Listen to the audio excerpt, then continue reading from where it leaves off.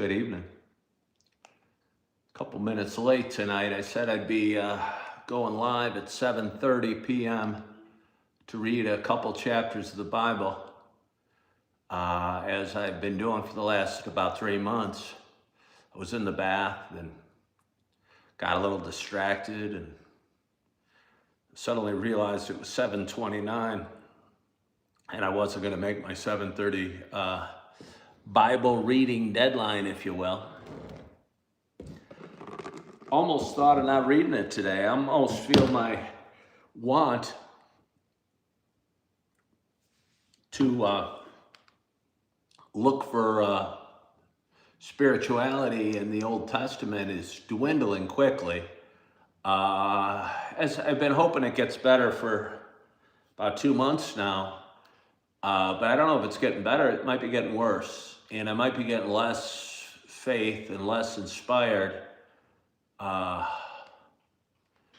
with each passing night or read of the Old Testament. And I'm not going to go in again. I'll let you guys be the judge, if you will. But honestly, I'm 3 months in, about 180 pages of reading the Old Testament, and really have found nothing spiritual about it at all. You know, even my Christian friends that comment, they'll tell me it's a history book, and I go, okay, well, what's the relevance of reading the history of the Jewish civilization? Do I need to read the history of the Jewish civilization to enhance my faith or anything? And I'm not sure that I do. And again, I hate to get on and feel this way about it, but I have been reading it, and it's just night after night.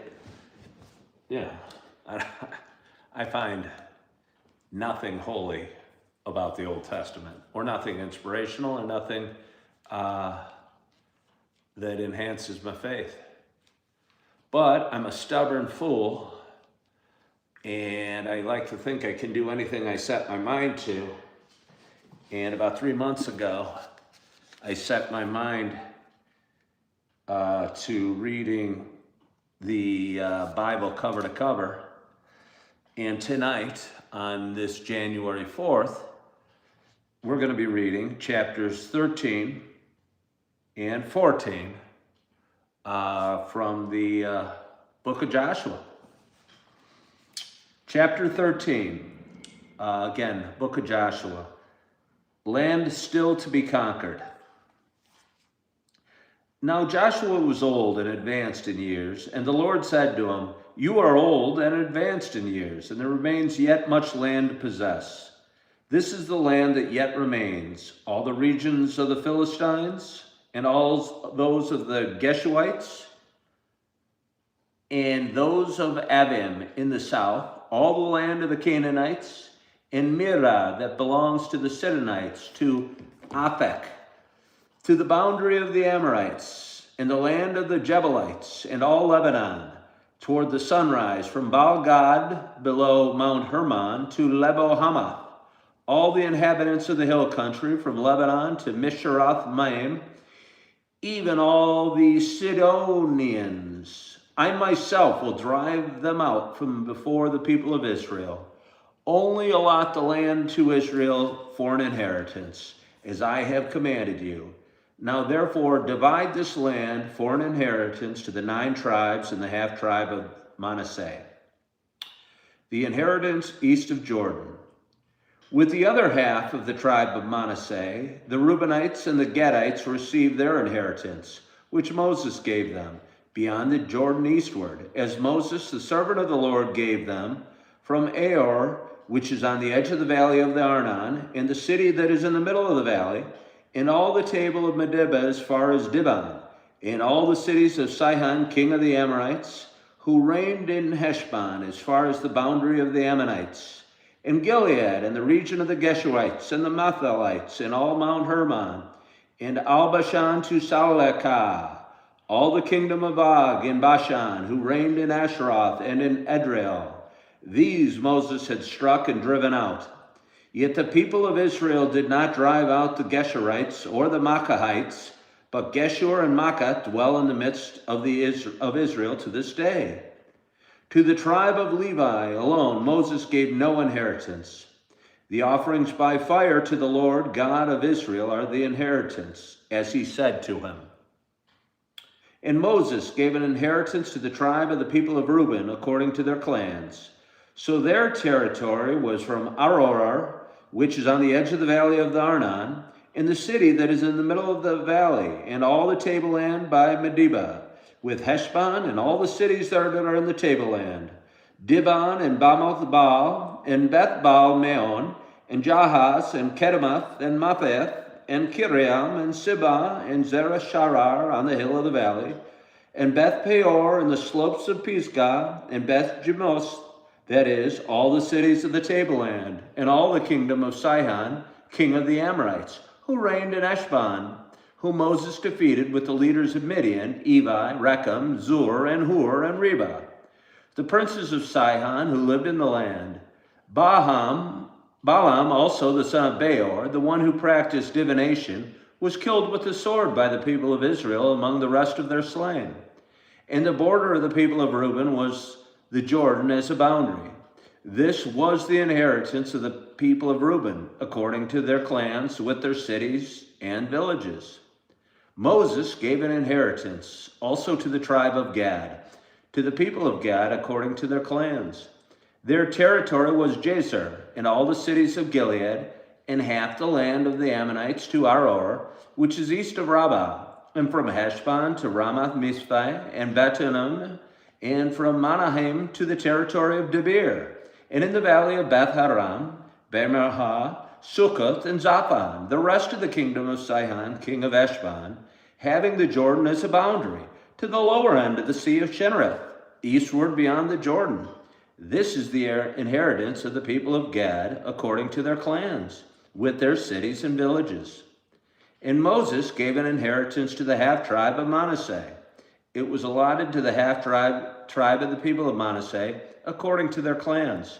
Their region extended from Manahem through all of Bashan, the whole kingdom of Og, king of Bashan, and all the towns of Jair, which are in Bashan, 6 cities, and half Gilead, and Asheroth and Edrei, the cities of kingdom of Og and Bashan. These were allotted to the people of Mashir, the son of Manasseh, for half of the people of Mashir, according to their clans. These are the inheritances that Moses distributed in the plains of Moab, beyond the Jordan, east of Jericho. But to the tribe of Levi, Moses gave no inheritance. The Lord God of Israel is their inheritance, just as he said to them. Chapter 14, the inheritance west of the Jordan. These are the inheritance that the people of Israel received in the land of Canaan, which Eleazar the priest and Joshua the son of Nun and the heads of fathers' houses of the tribes of the people of Israel gave them to inherit. Their inheritance was by lot, just as the Lord had commanded by the hand of Moses, for the 9 1/2 tribes. For Moses had given inheritance to the 2 1/2 tribes beyond the Jordan, but to the Levites he gave no inheritance among them. For the people of Joseph were 2 tribes, Manasseh and Ephraim, and no portion was given to the Levites in the land, but only cities to dwell in, with their pasture lands for their livestock and their substance. The people of Israel did as the Lord commanded Moses. They allotted the land. Caleb's request and inheritance. Then the people of Judah came to Joshua at Gilgal, and Caleb, the son of Jephunneh and Kenizzite, said to him, "You know what the Lord said to Moses, the man of God, in Kadesh Barnea concerning you and me? I was 40 years old when Moses, the servant of the Lord, sent me from Kadesh Barnea to spy out the land. And I brought him word again as it was in my heart. But my brothers who went up with me made the heart of the people melt. Yet I wholly followed the Lord my God. And Moses swore on that day, saying, Surely the land on which your foot has trodden shall be an inheritance for you and your children forever, because you have wholly followed the Lord my God. And now, behold, the Lord has kept me alive, just as he said, these 45 years, since the time that the Lord spoke this word to Moses, while Israel walked in the wilderness. And now, behold, I am this day 85 years old. I am still as strong today as I was in the day that Moses sent me. My strength now is as my strength was then, for war and for going and coming. So now give me this hill country of which the Lord spoke on that day. For you heard on that day how the Anakim were there, with great fortified cities. It may be that the Lord will be with me, and I shall drive them out just as the Lord said. Then Joshua blessed him, and he gave Hebron to Caleb, the son of Jephunneh, for an inheritance. Therefore Hebron became the inheritance of Caleb, the son of Jephunneh, the Kenizzite, to this day, because he wholly followed the Lord, the God of Israel. Now the name of Hebron formerly was Kiriath Arabah, and the land had rest from war.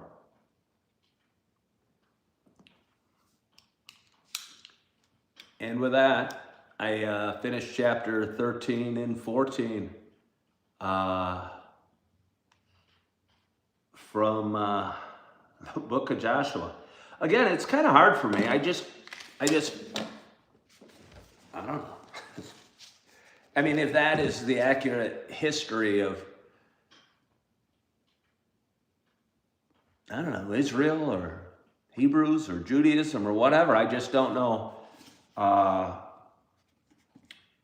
mean, I just long for some spiritual passages. If I must draw something, it was because Caleb at the end was wholly faithful to God, so he inherited some land.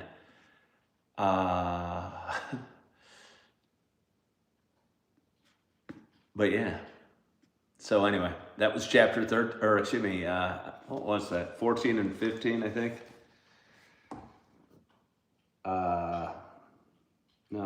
13 and 14 from the book of Joshua. Maybe I'm just tired tonight, or I'm fading fast. But I'm just not feeling I'm moving forward with faith at all reading that. And I'm not sure how anyone would at all. I mean, honestly, at all. I've talked about it before. I wish I was with my pastor or something and he read that and I go, okay. You know, I don't understand